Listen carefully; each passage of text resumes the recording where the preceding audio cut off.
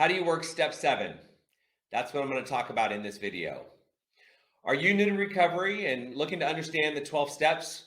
Doing step work as part of a balanced recovery program can be a daunting process, but it really doesn't need to be. I'm Tim Westbrook. I'm the founder and CEO of Camelback Recovery here in the always sunny and always sober Scottsdale, Arizona. And I'm here to break it down for you so that you can get a jump start on your recovery from your addiction. If you haven't seen it yet, do yourself a favor, go back and watch my top 3 secrets to understanding step 7.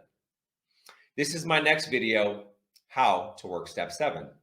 Firstly, just a reminder, what does step 7 say? Humbly ask God to remove our shortcomings. Okay, so if steps 4 and 5 are bada bing, then steps 6 and 7 are bada boom, bada bing, bada boom. Yes, please. Just a quick recap on what I mean by that.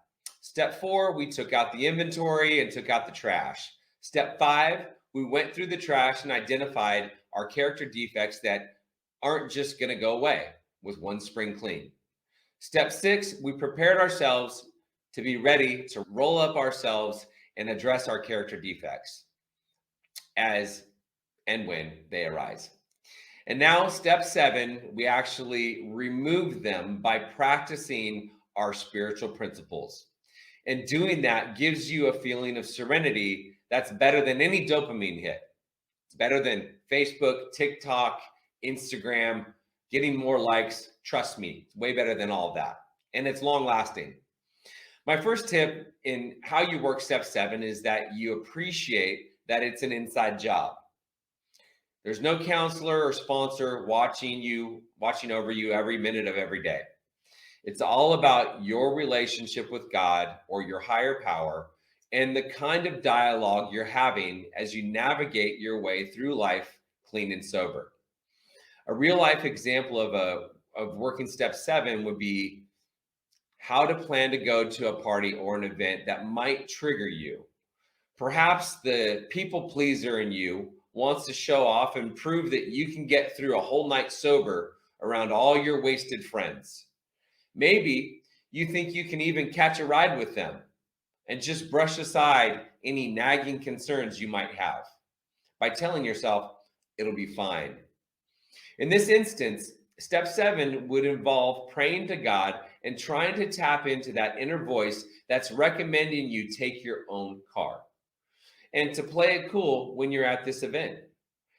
Working a step 7 here would involve boundary setting with the people in your life and making plans that protect your sobriety. Set yourself up for success. Sure, maybe you're not going to be the clown of the party like you once were, but your family still wants you to come and be normal with them at a family occasion. What does this look like for you, though? Knowing what your personal triggers are.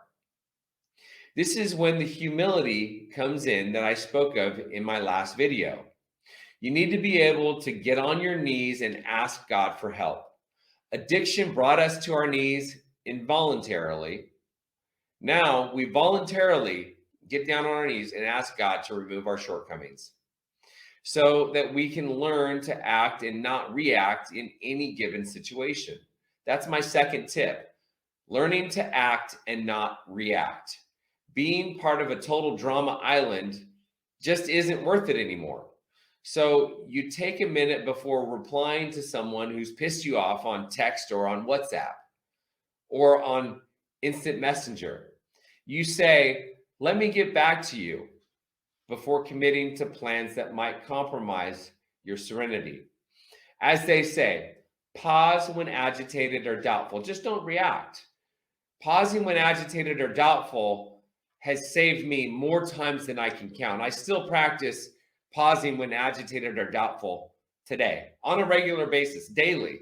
I always take my time to respond because my first response, more often than not, is not the best response. Because you are working a program of recovery, recovery needs to come first. That's how we get strong. Now, by being able to clock when you're acting from a place of character defects, you get to remove that character defect by apologizing. changing your approach to something, or just planning ahead. And then over time, because you're starting to get spiritually fit, your character defects become less and less, in the sense that you're not the one causing a scene anymore. Isn't that awesome? It's a pretty awesome thing. The catch, though, if you want to call it a catch, is that you must do the work. And when things are going well, this is hard to do. Now that you're no longer high, it's easier to become high and mighty. So my third tip on how to remove your shortcomings is to do with embracing a spiritual practice. This can be yoga, prayer, meditation, exercise, step work, going to fellowship meetings on a regular basis, listening to growth mindset podcasts, and having a strong morning routine. All the things that will help you to grow spiritually will help you to remove your shortcomings. As we become more spiritually connected, so too does our connection to others grow. We start to feel and flow with our day as we have the time to lend a sympathetic ear or help a stranger. We begin to appreciate the interconnectedness of that which we are all going through. The 7th-step prayer from AA goes like this: My Creator, I'm now willing that you should have all of me, good and bad. I pray that you now remove from me every single defect of character which stands in the way of my usefulness to you and my fellows. Grant me strength as I go out from here to do your bidding. Amen. Amen indeed. I'm Tim Westbrook. I hope that our paths cross again in my next video, where I will offer my 3 secrets on understanding step 8. If you found this video to be of value, be sure to like it, subscribe to our channel if you want to see more videos, leave a comment if you have a question, if you've got something to say.